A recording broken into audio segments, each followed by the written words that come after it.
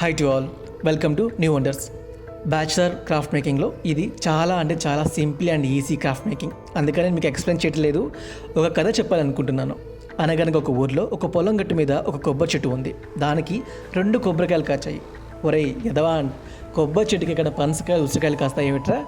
కొబ్బరికాయలే కాస్తాయి. అవునండి, ఏదో చెప్పాలని చెప్పేశాను. నీలాంటోడే చెప్పాలని చెప్పాడు, వినేవాడు వెర్రోడైతే ఇంకేదో చెప్పాడంట. అందుకని ఏది చెప్పాలో అదే చెప్పు అంటారా? సరే చెప్తున్నాను. ఇంకా కథలోకి వెళ్తే, ఒకరోజు గాలి బలంగా వేచింది. ఆ చెట్టుకు ఉన్న కొబ్బరికాయల్లో ఒకటి జర్రున జారి పక్కనే ఉన్న బురదగుంట్లో పడిపోయింది. అది చెట్టుకు ఉన్న కొబ్బరికాయ చూసి అయ్యో పాపం అనకుండా పక్కపక్క అంటూ హేళనగా నవ్వుతూ దాన్ని విక్రించింది.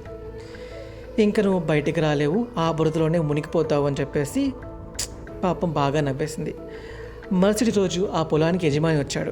ఆ చెట్టుకున్న కొబ్బరికాయను తీసుకొని పసుపు కుంకుమన్న పూలు ఈ బుట్టలో ఉంటుంది కదా, ఆ బుట్టలో పెట్టుకొని గుడికి తీసుకెళ్ళిపోయాడు. ఆ తర్వాత అప్పుడు ఆ గుడికి వెళ్తున్నప్పుడు ఆ కొబ్బరికాయ అంది, ఇదిగో బురదలో పట్టిన కొబ్బరికాయ చూసావా, నాకెంత గౌరవం దక్కింది, నన్ను దేవుడి దగ్గర పెడుతున్నారు, నువ్వు ఆ బురదలోని కుళ్ళిపో అని చెప్పేసేసి వెక్కిరించేసింది అనమాట. మళ్ళీ అప్పుడు ఆ కొబ్బరికాయ చాలా బాధపడిపోయింది. అయినా నా స్థానం ఇది, నీ స్థానం అది అని చెప్పేసి చాలా హేళన చేసింది. ఇవన్నీ పట్టించుకోకుండా ఆ కొబ్బరికాయ చాలా సైలెంట్గా ఉంది.